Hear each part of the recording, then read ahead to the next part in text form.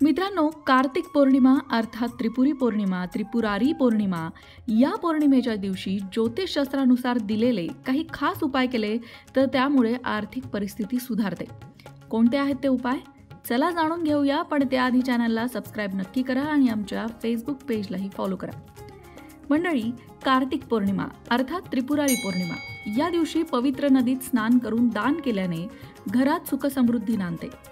धार्मिक मान्यतेनुसार या दिवशी भगवान शिवशंकरांनी त्रिपुरासूर नावाच्या राक्षसाचा वध केला होता, म्हणून या पौर्णिमेला त्रिपुरारी पौर्णिमा असंही म्हणतात. दुसऱ्या एका मान्यतेनुसार भगवान श्रीहरी विष्णूंनी कार्तिक पौर्णिमेच्याच दिवशी मत्स्य अवतार धारण केला होता. कार्तिक पौर्णिमा ही तिथी भगवान श्रीहरी विष्णू आणि माता लक्ष्मी यांना सुद्धा अतिशय प्रिय आहे. आता बघूया उपाय काय करायचे. त्रिपुरी पौर्णिमा किंवा त्रिपुरारी पौर्णिमा या दिवशी महालक्ष्मीच्या स्तुतीचा पाठ करावा.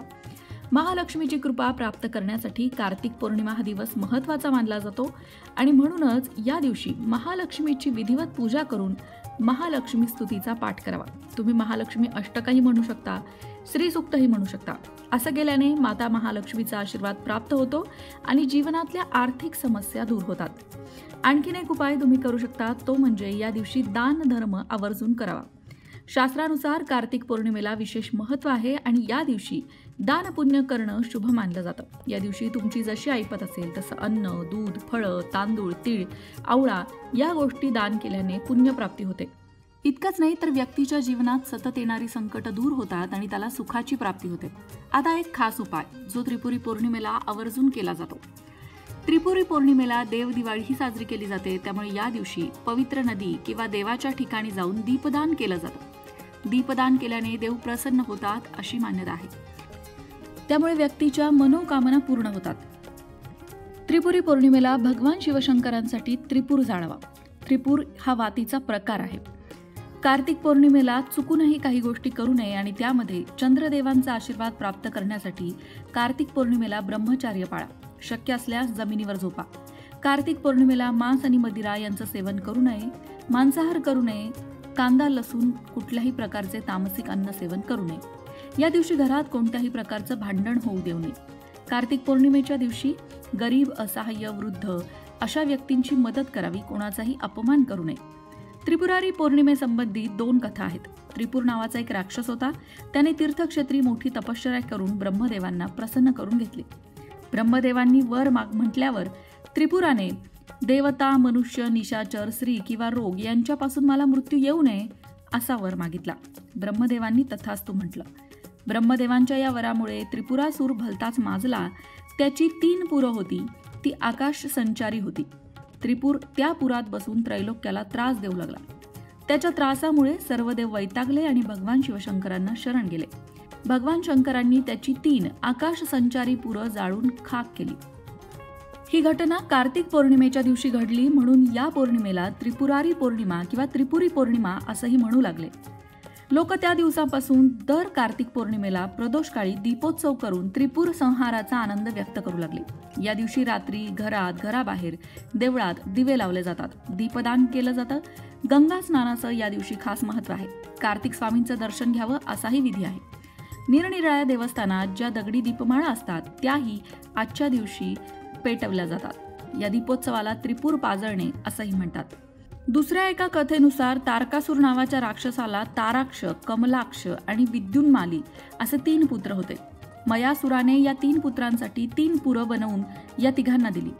मयासुराने ही पुरं देताना त्यांना बजावलं की तुम्ही कधीही देवांच्या वाटेला जाऊ नका, तसंच देवांचा कधीही अनादर करू नका. परंतु कालांतराने या 3ही पुराधिपतींची बुद्धी फिरली आणि त्यांना दुर्बुद्धी सुचली. ते देवांना त्रास देऊ लागले. सर्व देव भगवान शंकरांना शरण गेले. भगवान शंकरांनी या 3ही राक्षसांची युद्ध करून त्यांच्या त्रिपुरांचे दहन केले. त्यामध्ये ताराक्ष, कमलाक्ष आणि विद्युन्माली या 3ही राक्षसांचा अंत झाला.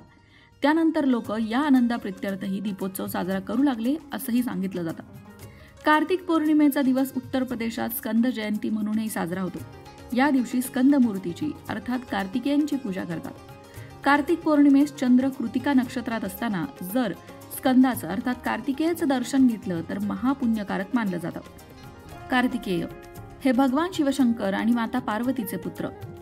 कृतिका या त्याच्या माता ठरल्या. या मातांनी त्यांचा सांभाळ केला. म्हणून त्यांना कार्तिकेय म्हटलं जाऊ लागलं. त्यांना सेनानी, षडानन, विशाख, कुमार, स्कंद अशी अनेक नावं आहेत. स्त्रियांनी कार्तिकेयांचं दर्शन इतर वेळी घेऊ नये अशी समजूत आहे. महिला कार्तिकेय पौर्णिमेच्या दिवशी मात्र कार्तिक स्वामींचं दर्शन अवश्य घेतात. त्रिपुरी पौर्णिमेला भगवान शिवशंकरांचे मंदिर लक्ष लक्ष दिव्यांनी उजळून निघते. भगवान शिवशंकरांचा विजय उत्सव या दिवशी साजरा केला जातो. पुराण कथांमध्ये सांगितल्याप्रमाणे भगवान शिवशंकरांनी या दिवशी दुष्ट राक्षसांना ठार मारले. त्रिमूर्तीतील भगवान शिवशंकर हे तमोगुण तत्वाचे देव आहेत. कैलासावर वास्तव्य करणाऱ्या भगवान शिवशंकर आणि त्यांची पत्नी पार्वती यांना गणपती बाप्पा आणि कार्तिकेय हे पुत्र आहेत. नंदी हे भगवान शिवशंकरांचं वाहन आहे. भैरवादी हे त्यांचे गण आणि सेवक आहेत. शिव म्हणजे मंगलमयी कल्याण स्वरूप सदाशिव तत्व आहे. जो प्रकाशतो तो शिव होय. जो स्वतः प्रकाशित होऊन संपूर्ण विश्वाला प्रकाशित करतो अशी श्रद्धा आहे. भगवान शिवशंकरच वैदिकांचे रुद्र आणि द्रविडांचे शिव म्हणून संबोधले गेले आहेत. वैदिक आर्य शिवाला रुद्र म्हणून ओळखत होते. अथर्ववेदात रुद्राचा व्रात्यांशी घनिष्ठ संबंध दाखवलेला आहे. यजुर्वेदाच्या रुद्र अध्यायात रुद्राला व्रातपती म्हटलं आहे. यालाच पुढे महादेव असंही म्हटलं गेलं. भगवान शिवशंकर हे योगमार्गी किंवा योगसिद्ध होते आणि म्हणूनच शिव हे योग मार्गाचे प्रणेते म्हणूनही ओळखले जातात. भगवान शिवशंकर हे महायोगी आहेत. पशुपती हे रुद्राचे आणखीन एक विशेषण आहे. रुद्राला शिव, शिवतर, शंकर ही कल्याणकारी नावं आहेत. पौराणिक शिवशंकरांची केदार, श्रीशैल, त्र्यंबक, अमरनाथ, भीमाशंकर इत्यादी क्षेत्रे ही पर्वतांवरच आहेत. रुद्राला त्र्यंबक हे नाव यजुर्वेदातच मिळालं आहे.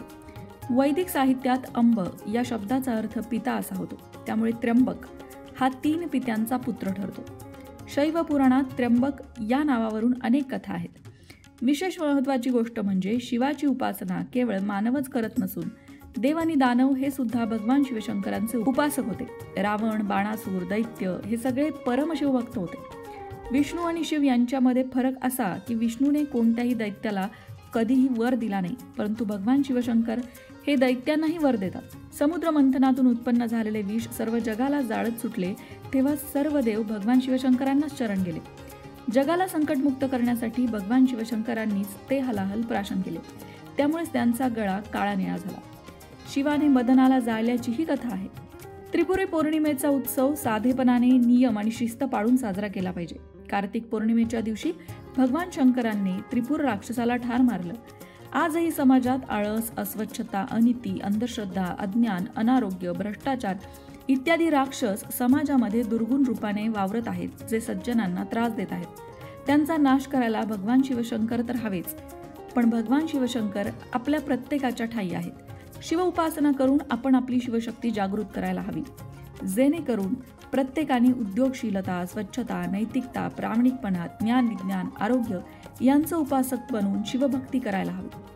शिवभक्तीने सर्व दुष्टांचा नाश करता येतो आणि त्रिपुरी पौर्णिमा ही शिवभक्तीसाठी उत्तम संधी आहे. त्रिपुरी पौर्णिमेला त्रिपूर भगवान शिवशंकरांसाठी जाळा आणि त्या त्रिपुराबरोबर आपल्यातील दुर्गुणही जाळा.